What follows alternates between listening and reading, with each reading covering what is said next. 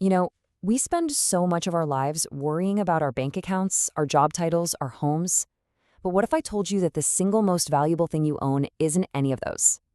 Today, we're going to talk about the one asset that truly shapes your reality and how to make it work for you. So let me ask you a question, straight up. Think about everything you've worked for, your career, your savings, your relationships. What's the one thing that, if you lost it, would make all the rest of it just fall apart? The one thing you absolutely cannot afford to lose. Well, the answer isn't what's in your wallet or what's on your business card. It's the command center for your entire life.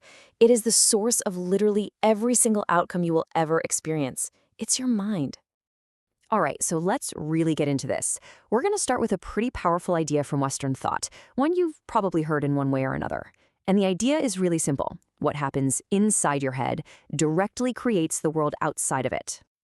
You've probably heard this quote before, but for Dr. Joseph Murphy, this wasn't just some nice-sounding platitude. No, he saw it as a fundamental law, as real and as predictable as gravity. What it means is your thoughts aren't just these harmless little things floating around in your head. They are active, powerful seeds that you are planting every single moment of every single day. And if your thoughts are the seeds, then your life is the garden where they grow. It's a great metaphor, right? But how does it actually work? I mean, what's the actual mechanism that turns a simple thought into a tangible, real-life experience? Well, the secret engine that's driving all of this is your subconscious mind. Think of it like deep, fertile soil. The seeds you plant with your conscious thoughts, what you worry about, what you hope for, they all land in this soil, where they take root and start to grow. Now here's the crucial thing you have to get about your subconscious. It doesn't argue with you. It doesn't judge. It just accepts whatever you give it, your dominant, most frequent thoughts, and it gets to work amplifying them into your reality. It is a powerful, totally neutral magnifier. Let me give you a perfect case study from Dr. Murphy's work. There was this young man who was totally trapped in what he called a poverty complex. Consciously, sure, he wanted to be prosperous, but his dominant thought, the one he kept feeding his subconscious, was a fear of lack. So that's what he got. But then, the moment he shifted and intentionally focused on divine riches for just 10 minutes a day, his entire world changed in 1 month. This leads to such a great way of looking at it. You are the author of your own life story. Your conscious mind holds the pen. Your subconscious is the blank paper, and every single thought is another word you're writing down. So the only question is, what kind of story are you choosing to tell? Now here's what's so fascinating to me.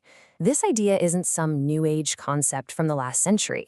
This discovery is actually an ancient truth, something that's been right at the heart of Eastern wisdom for literally thousands of years. So while all this language about the subconscious mind and mental laws might sound pretty modern, the core principle is absolutely timeless. In fact, for centuries, Thai Buddhist teachings have been built on this very same foundation.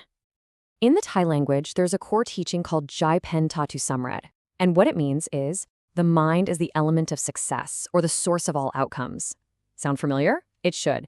It's the exact same concept. Whatever you cultivate in your mind is what determines the results you're going to get in your life. See, this teaching views the mind as being incredibly obedient. It doesn't choose for you, it just follows your lead. If you feed it gloomy thoughts, it will produce a gloomy reality. If you feed it anxious thoughts, it will deliver a state of anxiety. But, and this is the whole point, if you want a bright and clear mind, you have to choose to feed it bright and clear thoughts. The control is and always has been yours. Okay. So if we have modern Western psychology and ancient Eastern wisdom basically shaking hands and agreeing on how powerful our mind is, the next logical question is, how do we protect it? How do we actually actively cultivate the right kind of thoughts? And make no mistake, this is not a passive thing. You wouldn't expect to be physically fit just by wishing for it, right? You got to go to the gym. Well, it's the exact same with your mind. It requires consistent, deliberate training to stay clear, focused, and powerful. So here's a simple but really profound practice from these teachings that you can try anytime. It's called recollection. First, just pause. Stop everything and quiet all that mental chatter. Second, choose one positive, bright thing to focus on. Third, recollect its good qualities. Really dwell on what makes it so good. And finally, just absorb it. Let that feeling of brightness soak into your mind. And a bright focus can be anything. Seriously. It could be an inspiring person you look up to, a profound idea that just lights you up, maybe the memory of a good deed you did for someone, or simply a moment of gratitude. The only real requirement is to pick something that genuinely makes your mind feel clear and light. So, we've talked all about the power of a mind that's well taken care of. But what about the flip side? What happens when we don't protect it? What are the real consequences of letting negativity just run wild? Well, as we're about to see, the stakes could not be higher. Dr. Murphy quotes Aristotle here, and it is a chilling warning.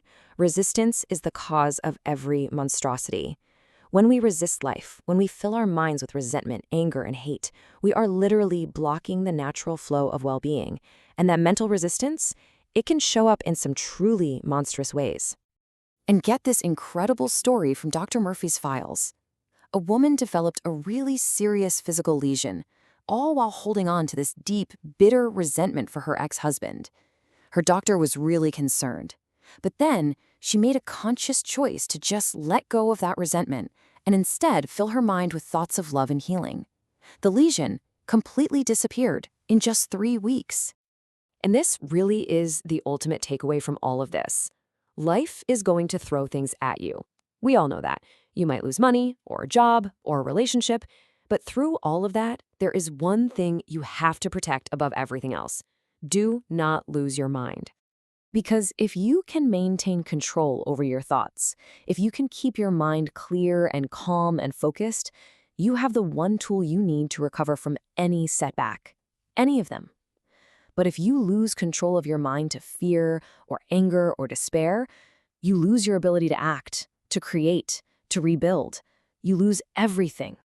So I'll just leave you with this. Your mind is your most precious asset. It is the source of every outcome in your life. The only question left is, what one bright thought will you choose to plant in it right now, today?